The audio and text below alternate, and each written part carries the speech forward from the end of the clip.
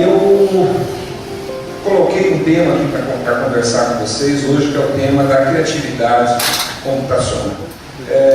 Então, a primeira pergunta que a gente teria que tentar responder, de certa forma essa pergunta ela foi respondida negativamente durante muito tempo, será que os computadores podem ser criativos? Será que é possível a gente criar dentro de um computador alguma coisa nova, alguma coisa original, alguma coisa criativa que possa ter algum tipo de ressonância com o conceito de arte?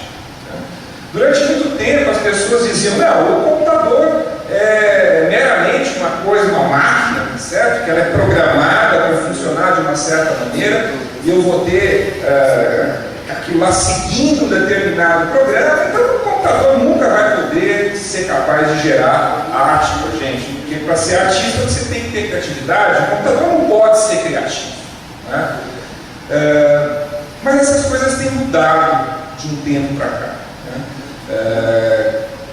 Várias coisas que as pessoas achavam que não era possível ser feito no ambiente computacional começou a ser possível ser feito no ambiente computacional, tanto que hoje nós temos, no nosso grupo de estudo lá, a gente trabalha com isso, conceitos como computação com emoções, né? Quando que alguém ia imaginar que você pode ter emoções num computador?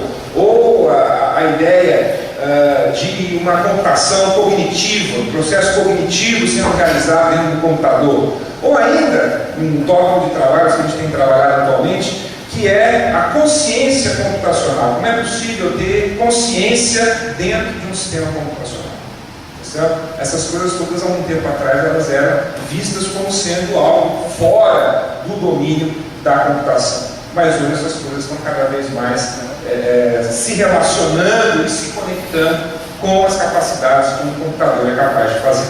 Certo? E aí, por que não criatividade computacional? Certo? Quer dizer, nós vamos mostrar para vocês que é possível sim a gente ter criatividade no computador, e essa criatividade ela vai surgir principalmente a partir de um tópico da computação que é chamada de computação evolutiva, e é por meio da computação evolutiva que a gente vai fazer essa ligação com os processos artísticos. Certo? Bom, uma primeira pergunta para a gente poder entender, talvez, como que a computação evolutiva faz isso, como ela faz essa mágica, né, de transformar uma máquina, que é uma máquina ali determinista, que segue um programa, numa coisa criativa, a gente tem que entender melhor o que é o processo de criatividade, certo? Num primeiro momento a gente poderia imaginar, não, a criatividade tem a ver com a capacidade gerativa do ser humano, a capacidade do ser humano de criar coisas novas, de criar coisas originais, certo? Eu vou então pedir para vocês pensarem o seguinte: imagine um sujeito muito gerativo, aquele que tem um número enorme de ideias diferentes, só que todas essas ideias dele são ruins. Ele é uma pessoa criativa? Talvez a gente não pudesse classificá-lo exatamente como uma pessoa criativa. Ou então, vamos pegar um segundo indivíduo agora, um indivíduo que tem muitas ideias, certo? Algumas delas são ruins e algumas são boas, mas ele não sabe distinguir uma da outra, tá certo? O que vai acontecer com essas ideias boas que esse indivíduo tiver? Elas vão provavelmente se perder. Ele vai ter aquela ideia, vai pensar aqui num determinado instante, e logo no momento seguinte já teve outra ideia, aquela ideia acabou não sendo aproveitada. Por quê? Porque ele não foi capaz de detectar que aquela ideia em especial era uma ideia importante, era uma ideia que poderia ter algum tipo de impacto na ciência ou nas artes. Tá certo? Então, poxa, mas então o que é ser criativo? Basta a gente ser gerativo? A gente gerar muitas coisas? Não basta. Basta você saber reconhecer que alguma coisa é importante? Tem muitas pessoas que têm essa capacidade, né? Elas sabem olhar para alguma coisa, não, isso é bom, tá? Isso aquilo ali é bom também, mas elas não têm essa geratividade.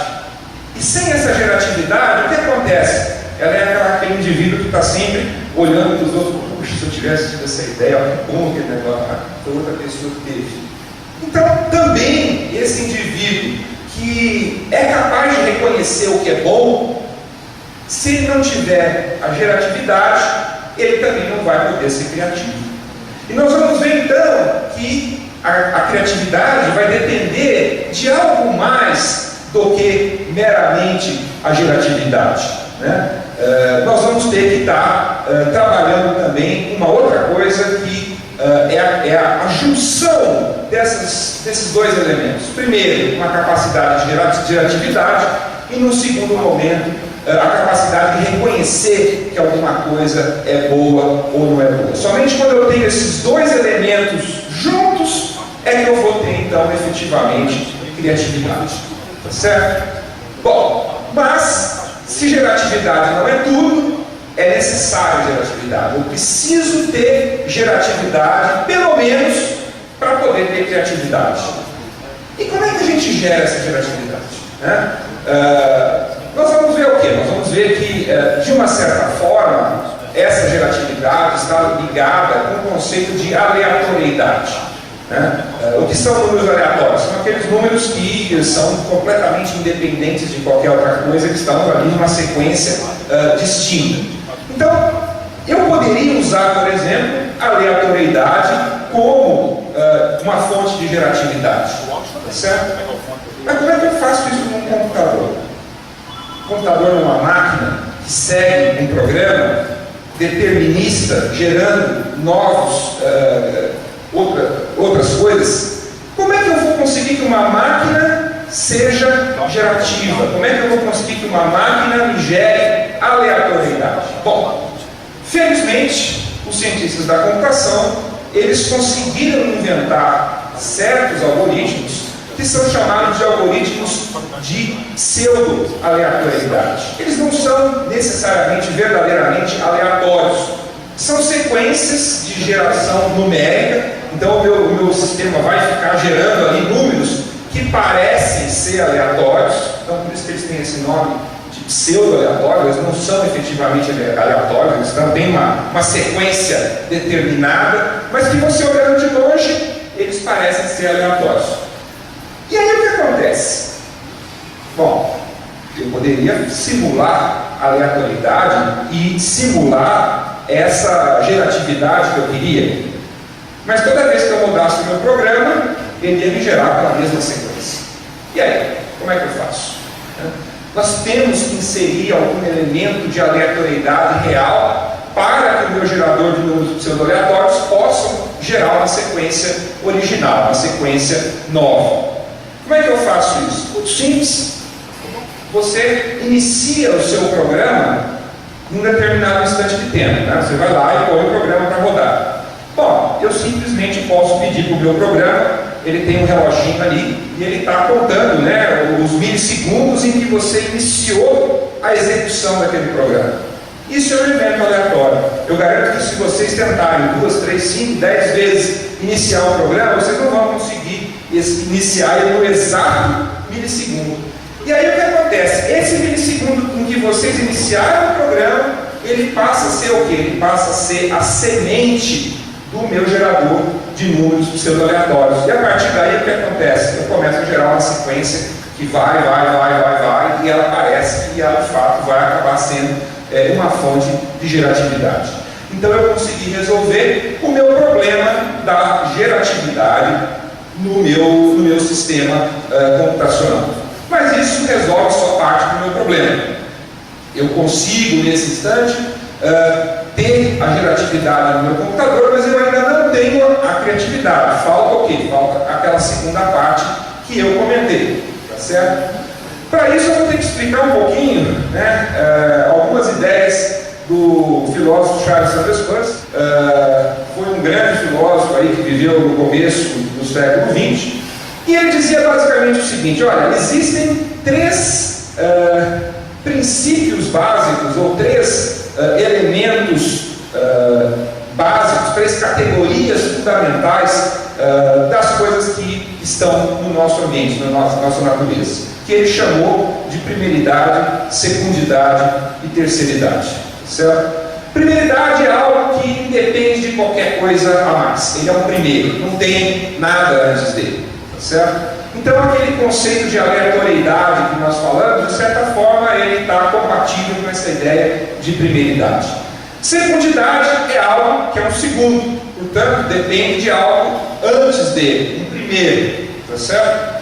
Isso vai estar muito comum com as ideias do determinismo mecânico, né? Ou do algoritmo de computador. Eu tenho um programa que, a partir de uma entrada, ele me gera uma saída, tá certo?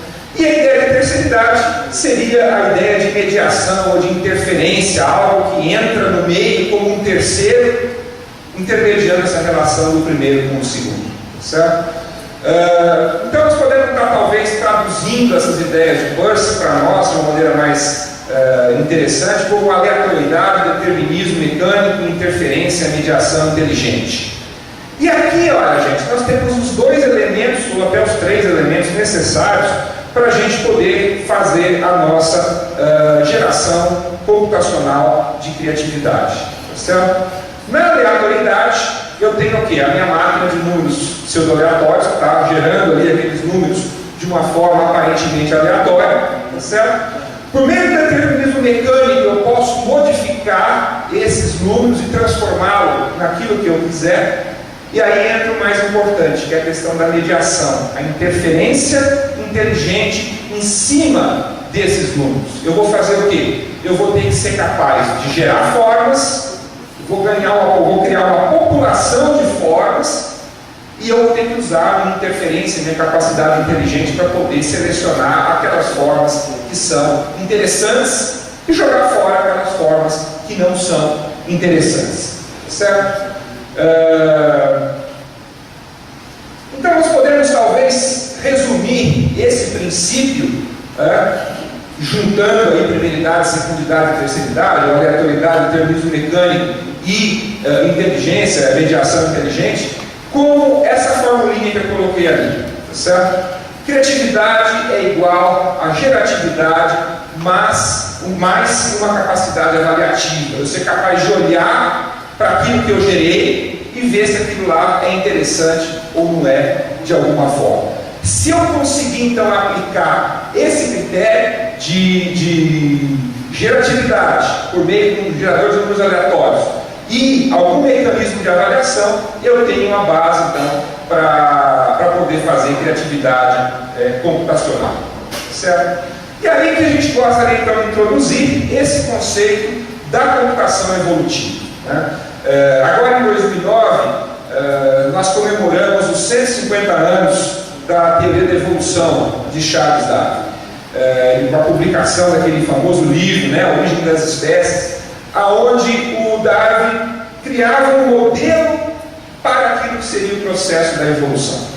E como é que é esse processo basicamente? Olha, eu tenho que ter um mecanismo gerador de variabilidade, um mecanismo que eu possa estar multiplicando e criando populações de diferentes indivíduos, e eu tenho que ter algum mecanismo que possa estar preservando aquilo que é interessante e jogando fora aquilo que não é interessante, que é o mecanismo da seleção natural, tá certo? Então, o que é a teoria da evolução de uma maneira muito simples e muito rápida? Eu gero uma população de indivíduos, vou usar algum mecanismo gerativo nesse processo, então vai ter elementos de aleatoriedade, obviamente, ali dentro, mas também vão existir outros elementos.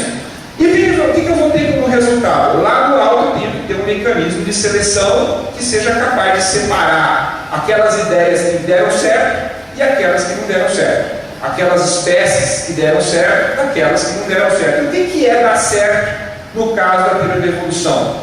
Sobreviver, tá certo? Aquelas espécies que conseguiram sobreviver é porque elas têm alguma coisa que faz com que elas funcionem. E aquelas que não conseguiram sobreviver, bom, elas provavelmente não tinham tanta capacidade e elas vão acabar sendo, então, descartadas.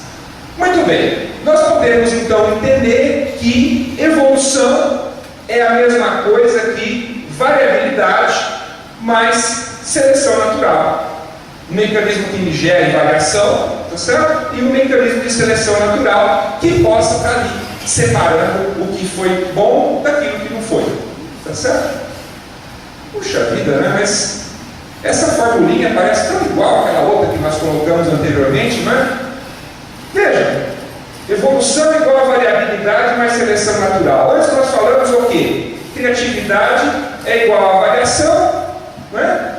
Mais o quê? Mais a capacidade de você separar geratividade, né? Mais a capacidade de você separar o que é bom do que é ruim, que nesse caso é feito pela seleção natural. Então nós vemos o quê? Que criatividade e evolução aparentemente são conceitos análogos, são conceitos que têm alguma coisa em comum, e nós vamos nos aproveitar desse fato para poder propor então o que a gente chamaria da capacidade de criatividade computacional.